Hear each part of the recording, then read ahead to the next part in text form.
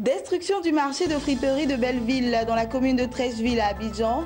La raison, l'espace devra abriter l'un des parkings réservés au 8e jeu de la francophonie. Une opération qui n'est pas sans conséquences pour les commerçants de ce marché. Vous aurez les détails tout à l'heure. Et puis dans le sud-ouest de la Côte d'Ivoire, le conseil régional du Boclé amorce sa marche vers l'émergence tant souhaitée.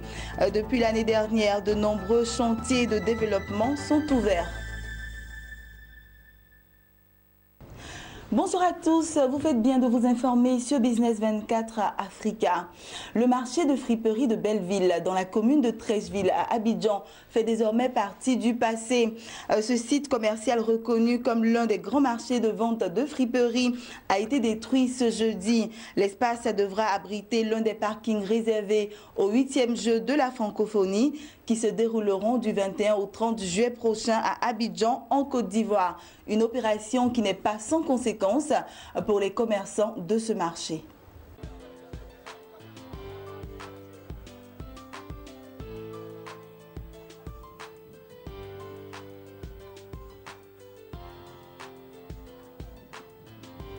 C'est ce qui reste du grand marché de friperie de Belleville après le passage des bulldozers.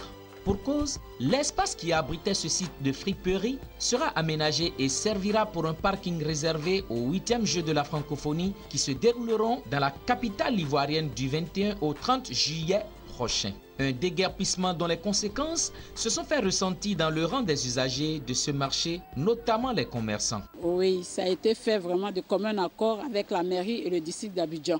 Puisqu'on nous a informés, on a formé un comité ad hoc, on a travaillé ensemble.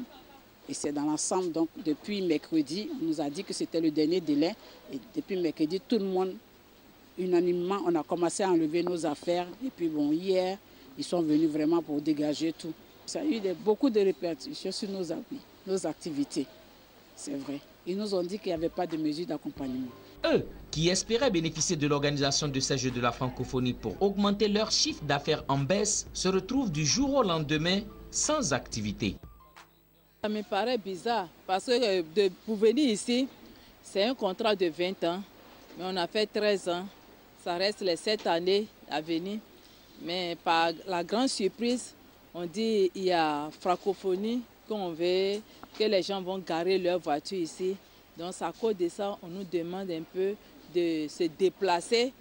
Vraiment, nous sommes vraiment touchés, nous sommes vraiment désolés parce que quand on a pris l'organisation de la francophonie, on pensait qu'on allait bénéficier de la francophonie. Parce que ceux qui allaient venir faire le spectacle ici, on pensait qu'ils allaient venir connaître le marché parce que le marché est connu mondialement. Donc nous, on espérait, on était heureux d'accueillir la francophonie pour pouvoir vendre nos articles aussi. Les gens les touristes allaient découvrir le marché Belleville. Vous-même, regardez comment nous retrouvons aujourd'hui dans ce marché. Ils sont venus casser le marché. Normalement, parce que ce n'est pas normal, ils sont venus casser le coin, ça nous a visé vite. Et puis encore, normalement, quand vous devez casser le coin, on devait avoir une convocation, chaque, comment on appelle ça, commerçant. Mais on n'a pas reçu de convocation. Et ils nous ont mis dans en tout cas, ils ont fait la magouille pour nous enlever ici. Vraiment, toute personne est content ici. Ici, normalement, c'est débrouille pour avoir un peu, pour mettre les enfants à l'école. Mais eux gâchent le coin pour donner ça à les blancs. Ça, c'est pas normal, mon père. Ça, c'est la vérité. Nous, on est des ferrailleurs. Après, le malheur des autres, nous sommes des bonnets. Donc, on est obligé de ramasser. Mais on va faire comment? On a pris des prêts pour pouvoir payer. On n'a pas le choix, on ne sait pas comment on fait. On leur demande pardon, on veut revenir. On ne mange pas, on souffre. Voilà.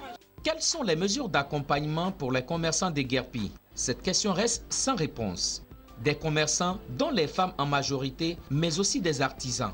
La liste des mécontents pourrait s'élargir, surtout que le marché de Belleville approvisionne d'autres petits marchés, tels que celui de Port-Boué et de Grand-Bassam. Voilà, c'était le reportage de Mon Désir Nascimento Odifini et Soro Chelina. Rendons-nous à présent dans le sud-ouest de la Côte d'Ivoire où les populations du Boclé, avec son chef-lieu de département Sassandra, scrutent l'horizon avec espoir. Depuis l'année dernière, nombreux sont les chantiers du développement ouvert, complexe sportif, réhabilitation du marché central, construction de casernes de sapeurs-pompiers ou encore du siège du conseil régional. Bref, le Boclé a véritablement amorcé sa marche vers l'émergence tant souhaitée. C'est en tout cas ce que nous dit notre correspondant sur place, Abel Kwao, dans le commentaire de Lawani Babatunde. Des bâtiments sortis de terre visités ici par le président du conseil régional du Boclé, avec à ses côtés le corps préfectoral, les leaders communautaires, les représentants des femmes et des jeunes. Nous sommes sur le chantier du siège du conseil régional du Boclé. Près de 350 millions de francs CFA seront investis dans les travaux, des travaux qui vont bon train.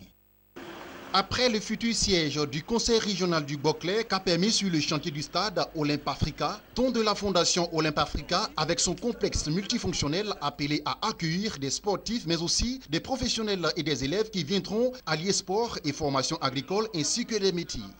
Si une réalisation est fortement attendue par de nombreuses femmes à Sassandra, c'est bien celui du marché central de la ville, dont de l'État japonais d'une valeur de 6 milliards de francs CFA, avec une contribution du conseil régional à hauteur de près de 100 millions de francs CFA. Après le marché, c'est le chantier du futur débarcadère de Sassandra qui va accueillir les visiteurs. Une infrastructure économique importante qui aidera Sassandra à retrouver sa place stratégique, d'autant que la ville était le deuxième port de Côte d'Ivoire avec le wharf de Sassandra. Après le marché, on aura la construction du débarcadère, dont la construction finira en 2019. Sassandra est une vieille ville. C'était le chef-lieu de siècles au temps colonial et Sassandra a connu une période glorieuse. Et aujourd'hui, avec la construction du port de San Pedro, Sassandra est restée en arrière et c'est ce qui fait que la ville est telle qu'elle est. Mais aujourd'hui, avec le lobbying du président du conseil régional, on a obtenu la construction du débarcadère qui va booster un peu l'économie de la Côte d'Ivoire parce que Sassandra est une zone balnéaire, c'est une zone où il y a beaucoup de pêcheurs, des poissons. Sassandra est la zone où on trouve les poissons nobles. C'est pourquoi les Japonais ont voulu construire le débarcadère ici. Mais parmi tous les chantiers ouverts par le conseil régional, un tient au cœur du président. La réalisation du centre de secours du Boclé, pour laquelle plus de 158 millions de francs CFA ont été mobilisés. Il s'agit d'une caserne de sapeurs-pompiers civils censée caser les 45 éléments affectés dans la région. Le conseil régional a investi, vous avez vu cette grande caserne, c'est l'une des plus grosses casernes au niveau régional, ouais, des pompiers, sapeurs-pompiers civils. Et donc, voici ce que vous avez. Alors nous voulons être à mesure de répondre aux besoins des populations. Notons que beaucoup reste à faire à Sassandra et dans tout le Boclé. Une région riche en potentialité touristique. La ville historique transporte les visiteurs dans le passé glorieux avec l'Institut de l'Afrique de l'Ouest qui était à l'époque la BAO, la Banque de l'Afrique occidentale qui émettait les billets de banque en circulation en Côte d'Ivoire. Le phare et les maisons coloniales, tout autour les ruines de l'ancienne sous-préfecture de Sassandra, le wharf, l'ancienne maison du commandant de Cercle, le mouvement aux morts, la cathédrale Saint-André, le port de pêche, les anciens comptoirs, les singes sacrés, sans compter Sassandra et ses belles plages. Ici, il y a tout pour créer une industrie touristique. Encore faut-il que la route reliant Abidjan à Sassandra soit réhabilitée. Voilà, je vous propose à présent les informations en bref et en images. Commençons avec l'Éthiopie. En Éthiopie, le prochain exercice fiscal pourrait bénéficier d'un budget en hausse de 9,6%. C'est ce qu'a indiqué le projet de loi budgétaire qui est actuellement sous examen approfondi par le comité permanent du budget et des finances du Parlement. Il faut souligner que l'Éthiopie est l'un des rares pays africains à afficher une croissance à 2 chiffres sur les 10 dernières années. Poursuivons avec ceci. En 2016, les flux mondiaux d'investissements directs étrangers, IDE en abrégé, ont diminué d'environ 2% à 1,75 trillion de dollars. L'investissement étranger dans les pays en développement a encore diminué de 14%.